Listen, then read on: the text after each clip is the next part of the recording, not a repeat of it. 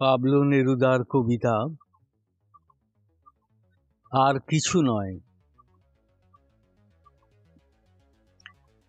আমি সত্যের সঙ্গে করার করেছিলাম, দুনিয়ায় আবার এনে দেব রোশনাই।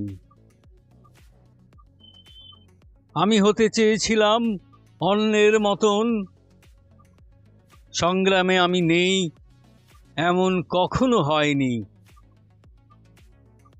আর যা ভালোবাসতাম আমি, এখন তার ঠাঁইতে আমার হারানো নির্জনতার মাঝখানে। এই পাথরের কোলে আমার ঘুম নেই, আমার নীরবতার মধ্যে সমানে খেটে চলেছে সমুদ্র।